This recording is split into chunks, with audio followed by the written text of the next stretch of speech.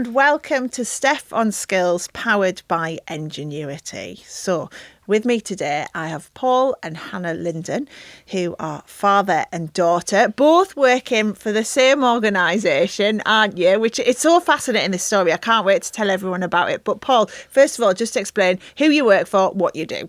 Okay, I work for Red Bull Powertrains. I'm the head of turning and grinding, so within the manufacturing facility at Red Bull. I've been there 2.5 years, and I've kind of built a team from scratch I run a cell now with 24 people, so machinists. So yeah, very high paced, and a big challenge for us for next year, obviously with our new power unit. So yeah, we're all keeping our fingers crossed, but we're all working hard equally. Yeah. And I love your face there, Hannah. You're like, yeah, we're keeping our fingers crossed. Tell us a bit about what you do there as well. Yeah, so I also work at Red Bull Powertrains as well, and I'm a dimensional quality assurance inspector. Yeah. I've been there for nearly 2 months now, so I'm only just starting my journey, but so far so good, and really enjoying it. Yeah, that's cool, because I'm going to talk a bit about how you got into it, but Paul, tell me about how your career started first of all, and how you've ended up in like probably a team everyone wants to work in, Formula One. Yeah, it's quite an interesting journey. I mean, when I was 14, 15, I didn't have a clue what I wanted to do. I love my sport, but, you know, obviously if you want to be a high-level sports person, you've got to be really good, which I wasn't. So my dad and my granddad were engineers. My dad suggested going into an apprenticeship, so I applied for apprenticeship at Rolls-Royce. Wasn't successful. Bit of a downer, but then I joined an apprenticeship at GEC Alstom in rugby as a machinist engineer.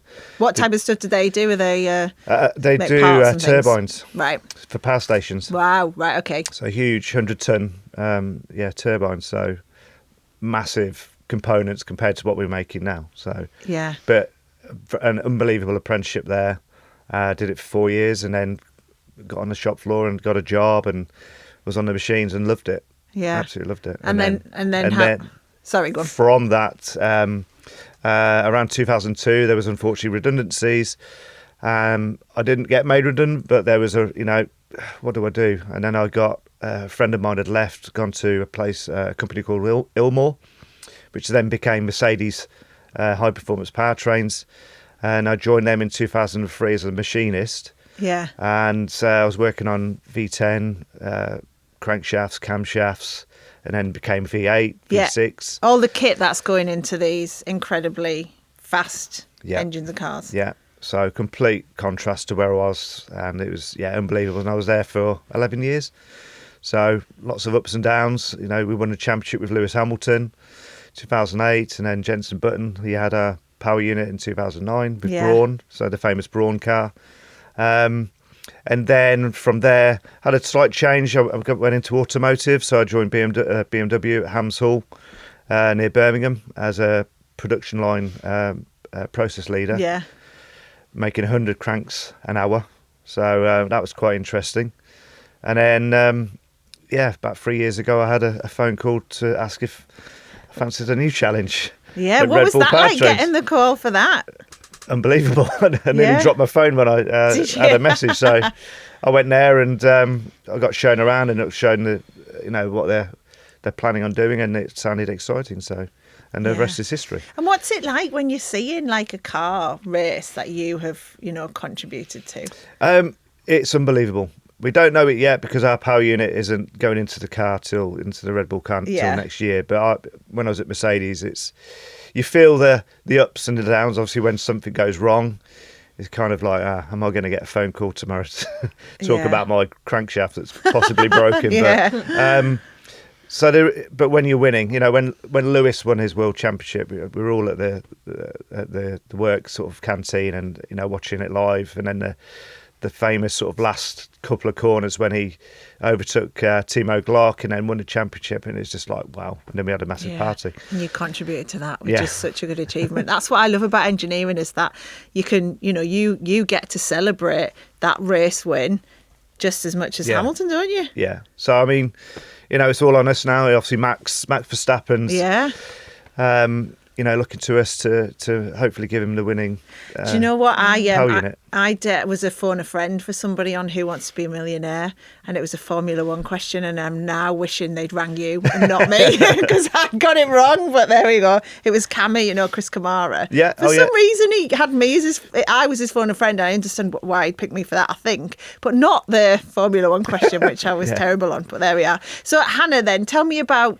how you've ended up in the industry, because what was that? Did you see your dad doing it and think that's where I want to work, or what happened? Yeah. So when I was at school, I didn't really know what I wanted to do. Yeah. I always knew I was kind of good at like art and design technology, but I never really got the help at school to kind of lead me to like an apprenticeship route, for example, with something being more practical. So I kind of got to my GCSEs and I was kind of left in a position where it's kind of like, where do I go from here? Thankfully, my dad actually come with me to my results day, and he took me down to my local college, got a bit of advice there, and I started an art and design course. Yeah. And I did that for 2 years as a BTEC. But again, I was kind of in that position where I don't really know what I want to do there. Yeah. And at college, it was all university. It's all you got to do. It's the only route. But it was never something I wanted to do. University was never something I aspired to go and do and go get a degree.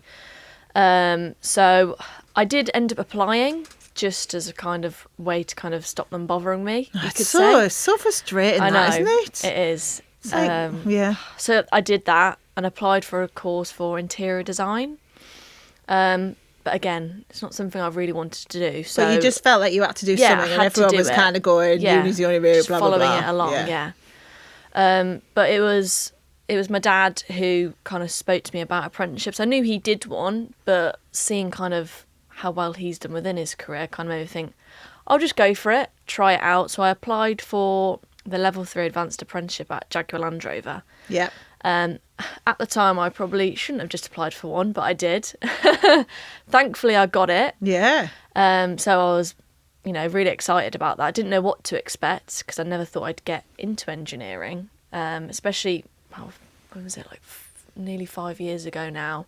At that time, it was still quite rare to see females in particular getting into engineering. Yeah, still is. And same for apprenticeships.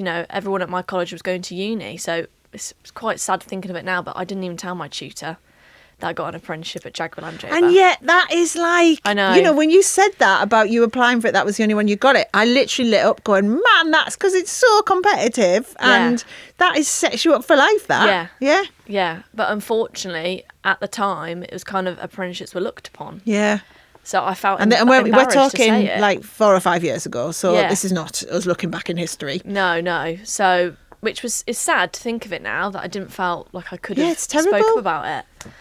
And that's not your fault, by the way. No. That is purely the system's fault. Yeah. That's society and the education system for stupidly siloing people and unfortunately, yeah. Anyway, back to the positive. Yeah. So I got it. Yeah. So that amazing. was back in 2021. And Dad, you must have been absolutely over the moon, were you? You're like, get in. Very proud. I called you at work, didn't I? Yeah. And you had to call me back, be like, hey, did you actually get the role? I was like, yeah. Yeah. So then what happened, sorry? Yeah, so I started in 2021 in September, and it was a 4-year apprenticeship for the manufacturing pathway. So there I was kind of doing, my level 2 diploma in my first year. So that was a lot of milling, turning, electronics, alongside doing the BTEC as well, which we had to do. And then 2nd, 3rd and 4th year, that's when I was kind of full-time at plant, and I was in the metrology department, which was another thing I never thought I'd get into. I didn't even know what it was. Yeah. For a lot of people, I have to explain what it actually means. But I was in there, I was programming a lot of the robots, operating them, a bit of investigation work at the plant I was at. And I was really enjoying it, and I had a really good time at Jaguar Land Rover. I couldn't knock it for how they looked after me and treated me. But I just think I'm a very proactive person. So there was, a few down days, and I struggled not doing anything. So in a lot of those times, I did a lot of STEM work. Yeah. So I've done a lot of career fairs. Yeah, you do loads to encourage events. the next generation through, don't you? And I love doing that. I think, especially from my experience at school, kind of being in that position where not really knowing what I wanted to do, There'll be loads of kids who like Yeah. listen to you say that and go, that is me. Well, yeah, there's a lot of people who are in my position who struggle a bit with like English, maths and science type subjects. I mean, I got my 5 GCSEs, which was great, but it's not something I excelled in. It was the more practical type studies, which I did, but I just didn't know what I could use that for, when really there was something right in front of me, an apprenticeship. That was, you know, something I could do. So I love sharing that with people and showing them there is something out there which you can do. So yeah, I did that for 4 years. And then, what was it, like March time? I got approached on LinkedIn about a Formula One role. And Formula One, it was something I've always wanted to get into, especially seeing like Dad and how crazy his So work it wasn't life you, is. Paul, going, right, come with me to work. It was actually, no. Yeah, we spoke about it. We Yeah. spoke about We it, spoke but it was about always it. kind of like a few But, years. you know, I said to Hannah, oh, you know, you need to see through your time at JLR. Yeah. Because they've invested a lot of money and time in you and supported you. But it just got to the point where she just was coming home and not her mindset was not good because she was just demotivated at work. So, but then, I mean, sometimes it's not what you know, it's who you know. You had a LinkedIn message from somebody I'd worked with, went to Cadillac, and they approached you first, didn't they? Yeah. And then That's you were what kind of made me think, oh, maybe I can do this. because you kind of need more than your dad saying it, don't you? Yeah. Because, like, I'm sure you know your daughter inside out and can see her strengths and everything else. But actually, you also need someone else to just, because you know your parents are going to Yeah. big you up, don't you? So Yeah. So that was nice, and it kind of gave me a bit of the kick to realise this is actually something I could potentially get into. Yeah. Didn't think it'd be this soon, but I passed my apprenticeship in May, and then I was kind of in a position where I could take the role or just put myself out there and just try something new. So thought, you know, why not? I'll just apply for some roles, and I mean, thankfully, I got them. So I was over the moon, and Red Bull was definitely one that's always stuck out for me. I just love the way they work, and when I went for my interview and I got a tour around the plant and stuff, I was like, yeah, I can see myself here. Yeah. And here we are now. I know. And what's it like both working in the same place then? I actually really like it. Do you? I didn't know. I thought, oh God, working with Dad, here we go. But it's actually nice to see him. Yeah. Have that familiar face. You know, we go on a few lunches together, don't we? Yeah. But you know, we're very professional about it. Yeah. What's it like for you, Paul? Are you like sharking her and going and checking she's like? Well, she doing has to all right? measure my components, so you know when she's raising non-conformances, I'm like, I know what you're doing, but no, you know, at the end of the day, that's their job is to check the quality of our components, and it's then my job to make sure that we supply, you know, components which are conforming. So, but no, very proud to see her, you know, day to day, and you know, when I'm passing the inspection department, she's busy away doing her thing. It's it's like, that's cool. Because you really kind of, I'm right in thinking, Paul, that you saw a lot of you know, skills in Hannah that you knew would work in the industry. And I guess it must be quite tricky as a dad getting that balance right between saying, I think you should do this, and, you know, not wanting to be overbearing as a parent. Yeah, I think there's similarities between us. You know, we both like to keep busy, and the F1 industry is very fast-paced. Funny that. Believe it or not. And I think it was just, I knew it would be perfect for her. I mean, her time at JLR was great. It was great to listen to her, and I'm thankful for them for what they've given Hannah in the 4 years. But sometimes things, you know, you have to move on. Yeah, and it doesn't mean you might go back there as a boss one day. Yeah. Who knows? It's like that's the great thing about the industry is there's so many different transferable skills and everything else, and so many opportunities. Yeah. And so if you were kind of, you know, you do so much great work, Hannah, with, as you say, like STEM outreach and everything.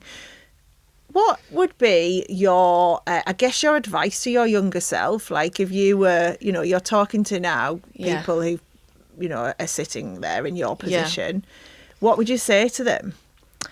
I would say to ignore the opinions from others. I think that's something which...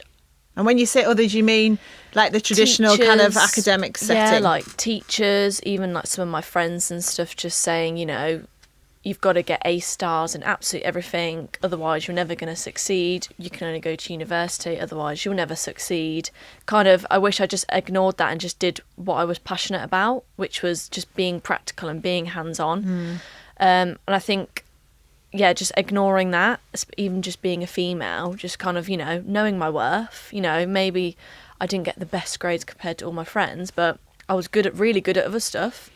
So yeah, I think just ignoring kind of what other people think and just being your own authentic self and just going for it. That actually, whenever I'm asked the same question as I've just asked you, that's always my answer is don't try and fit in. Because actually what you have, everyone has it. Yeah. Everyone's got skills or they've got, certain things they're going to be better at than others. That's life's rich tapestry, isn't it? Yeah. And actually being your authentic self is firstly, it's much easier to be yourself rather than trying to be someone else. But secondly, it means you can actually do stuff you like doing. Yeah.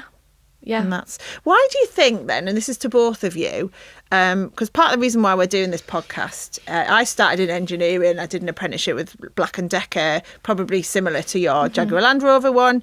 And I'm really passionate about actually telling people about this, but there's still this problem with the image, getting women in. I did mine. I'm like in my mid-40s, so I did mine back in early 2000s, and it was at the time then it was like we need to get more women in, and here we are 25 years later and we still haven't really nailed that. It's better, but it's not good enough.